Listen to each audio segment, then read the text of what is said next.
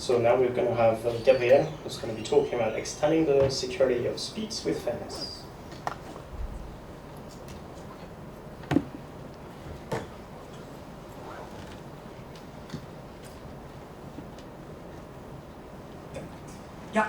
Thanks indeed. This is a joint work with my co-authors, Bart, Thijs, and Lisa. And you notice I'm not the first author, but Bart couldn't be here today, so I'll take the glory and honor of presenting here, together with the challenge of being the last one separating you from the end of the day and from the gala dinner.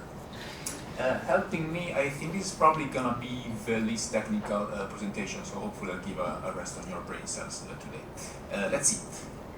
Okay, so I'm gonna start with some motivating example. I'm not gonna be very formal here, much less formal than in the rest, but bear with me just to set the stage and to give some motivation to what we're doing. And as a motivating example, let's take, for instance, an MPC auction. Okay, so we're running an auction with MPC, and it's a very simplified auction. So we have a number of parties, 3 in the picture. We just have one input, so we're bidding on one item, it's a single round. So the private input is the amount of money we want to bid on the item, simplified here by the piles of coins, and the output we want to get is the identity of the highest bidder and the amount, so both the max and the argmax. And what you're looking at is at ways to attack this MPC protocol. So to warm up, if we assume that the protocol is only secure against passive adversaries, well, essentially the sky's the limit. Depending on what exactly can go wrong, many things actually could happen here if we're attacking. To begin with, if there's no check on the correctness of the output, we could enforce an incorrect output. For instance, declare we are the winner with a ridiculously low bid. Or, well, if that attack is not possible, maybe some other attacks will still be possible, like, for instance, ensuring that our input is dependent on the other one, so that we can adapt our input to the other ones. Again, this is very hand-wavy, but the point that I'm trying to make here is that there are, intended applications for MPC where you do want to look into active security, where arguably you do want to look into protocols that are secure against a actively dishonest attacker. Okay, so... Well, and much more. Okay, so let's say, then we're gonna focus on actively secure protocols. So like the attacks as before should not work now, but that might not be the end of the day. So you might still be able to actually attack to make the essentially the auction useless, or say to break the validity of the auction, while still being compliant with an actively secure protocol. And the reason is that some, for instance, this MPC protocol might be secure against active attackers, but might only offer security with selective abort, which means, parties will not accept an incorrect result, but they might just still block abort, and as an attacker, you might be able to learn the correct result. So what you can do is, you start with some, say, a very low bid, you learn the output of the computation, so the highest bid who would have won, but you leave the protocol to abort. So at that point, nobody else has this information, but you do have this valuable information. What was the value you will need to win? And then if you execute the protocol again, or if the auction continues on the same item, you can just bid a little bit more and be sure to be a winner. So you have a really unfair advantage in this case. And again, this can actually happen, so it's a little bit less hand-wavy than the previous slide, because this can happen, so this is something which can happen in actively secure MPC protocols which are deployed, which are very popular nowadays.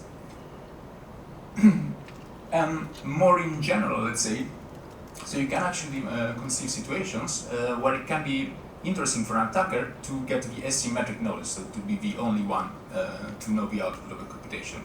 So just to give one example, I think I'm going to skip on the second one.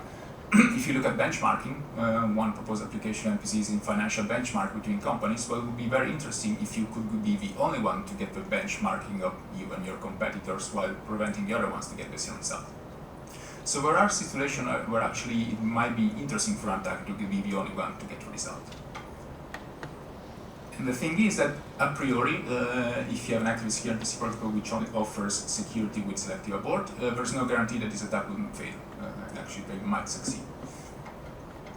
And in particular, speed, which you've seen before in a couple of presentations, it offers no security that can prevent these attacks, and actually can be very easily attacked, because in general, speeds follow the structure revealing the output, which we could call here reveal, check, and then produce the output.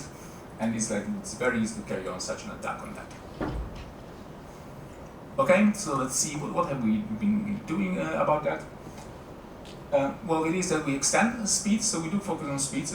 It's not on the generic class of security with abort protocols, and we extend in such a way that we retain the same security guarantees for an unbounded number of adversaries. So if the corruption is up to n, just smaller than n, we get the same security with abort.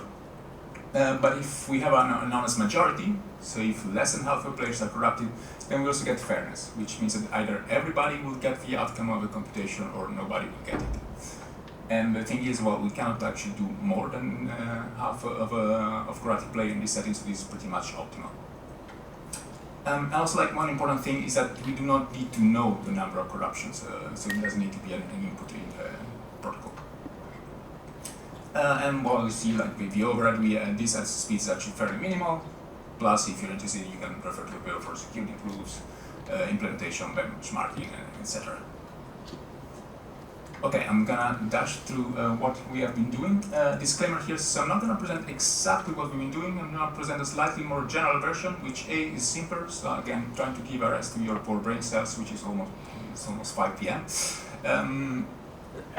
So what we need is a bit more specific to speeds, a bit more, so it's very complex and more specific to speeds also to improve efficiency. Also, other upside of this presentation, it's a bit more generic, so you can see it not only valid for speeds. But okay, so I guess we can go very fast through this recap of speed because we've seen before in the presentation from Sebastian. Just to spice things up, I'm using a different notation. So here Sebastian was using double brackets for secret share values with the associated MAC tags. I'm using the curly brackets, but essentially, just very fast recap. How does speeds work? So you secret share your element, you obtain some tags on it, you perform a computation on the secret shares, and then you reveal. Okay. Interesting part for us is how you reveal the output. So how do you pursue this? Well, first you will reconstruct the supposed output values, so not touching the tags for now. And then you will actually check that the tag check is valid. So you will subtract the tag times you will subtract from the tag the output value times the MAC keys, and you'll check that that is equal to 0. If it is equal to 0, then you're happy. Okay, that's the output, and if not, you abort. Fail. Some cheating has occurred. To make things a bit more concrete, as I said, you can attack this very easily if you want to steal the result, let's say, and maybe you saw it yourself. So here the thing is that, okay, we share the input values, we compute them, and we reveal them, we check that the output is correct, and if it is, okay, that's the real output. So what an attacker can do, they can just carry on behaving honestly till the output is revealed, then cheat during the tag check. At that point, the honest party will not accept the output, but you as an attacker, you know that that was the correct output. So essentially, nobody else gets it. We only get a partial result, which you cannot use. There's no guarantee that's correct. But you do get it, and you do know that it's right. And here also, interesting point towards where I'm going to go, is that the crucial part is really very revealing, and indeed the nice part of our construction, in my opinion, is that we mostly essentially touch only the revealing phase. So the computation and so on goes on just as usual, we just touch the revealing phase. Okay, and so what are we doing? Again, in a slightly more generic and simplified construction.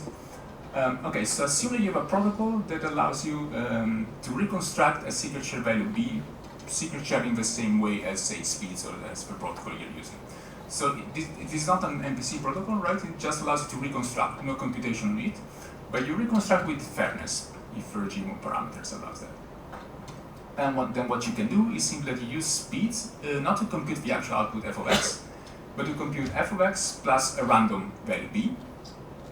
So at this point you do not have fairness on this protocol, but it doesn't matter, because even if an attacker tries to steal the result, they're only going to steal the mask result, so f of x plus random value, so we don't get anything out of it. And then you can actually securely reconstruct b with fairness, if the regime of parameters allows for that. And then you'll subtract from y, and you get the result. So concretely, in our protocol, to realize this fair reconstruction, we use a conversion to Shamir sharing. And as I said, Actually, what we do is a bit more involved because we leverage a bit more of the structural speeds for efficiency. In particular, we also use the tag checks of speeds to ensure this conversion is performed in the right way, and we can push some of the things to be a pre-processing phase of speeds. Okay, well, so we do that. The nice part is again, so we only touch essentially the reconstruction phase, which means that the overhead is typically very, very small. So here it's an example of running a circuit for a neural network evaluation, and what you see is the overhead, so the difference, and see it's very, very small, which at this point should not be that surprising, because we're not really touching the evaluation of the function, right? So running through the circuit, that's going to go exactly the same way, so you have zero overhead. Just what you have is you have to create a little bit more checking values in the pre-processing phase, and the revealing phase is a bit more involved, but not even that much. Okay, for conclusion, I think I'm gonna be very fast. This is actually this is just summing up what you see in the last 5 minutes, so hopefully you still remember what's in there. But so we extend the speeds to achieve fairness if original parameters allows that, and we need a sort of like graceful system where you do not need to know how many parties are corrupt. With a minimal overhead. Well, I'm also listing here some possible future work, but well, we can expand if you want on that on the questions. So with that, I think I can conclude. Thank you.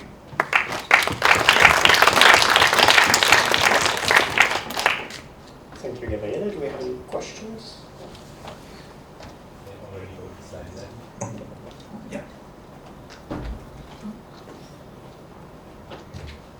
So one of the selling arguments of speeds is, of course, the security for a dishonest majority, or in presence of a dishonest majority. And here, with this construction, at first, I would intuitively assume that the protocol where you reconstruct B is no longer secure in presence of a dishonest majority, because it uses Shamir secret sharing. So how can you explain this? Yes, so the thing is that for correctness, which speeds indeed guarantees also for a dishonest majority, we are still relying on the MAC check. So we're not only just converting to Shamir and that's it and forgetting about the MACs, we are still making use of these MACs. So both when computing Y and then when we ensure reconstruction to B.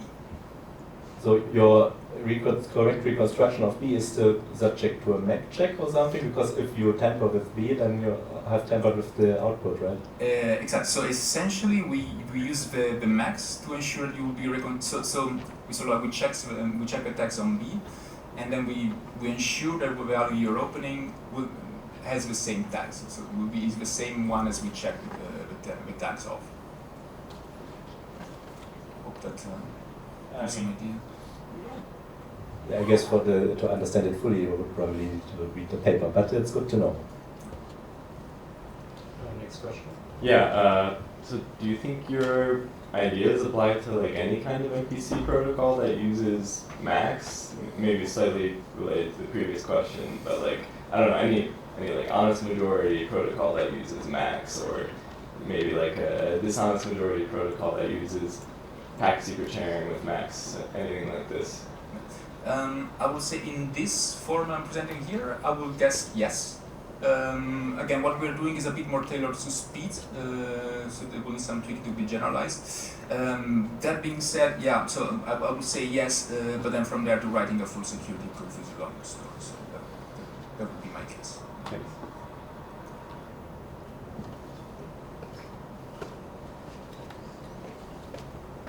So I think we've got a question on Zoom. Can you hear me? Yep. Great. So also on this slide, at the top, if you have a protocol that, given a sharing of a value, can reconstruct that value with fairness and security, why don't you just apply that protocol directly to the sharing of f at x? Why do you need this blinding value? Well, a couple of reasons. One thing is that in this way we can push the creation of this blind and the auxiliary materials for the conversion to the pre-processing phase of speeds. And also, I think if we could do that directly and we have a dishonest majority, I think that would violate fairness, because at this point, for dishonest majorities, parties can reconstruct the. No, what am I saying? Yeah, sorry, I'm getting tangled up. But I think there was also a security reason to do that. I'll need to think about it with a fresher mind. Okay, thanks. Okay, let's thank Gabriele again and all the speakers from the session.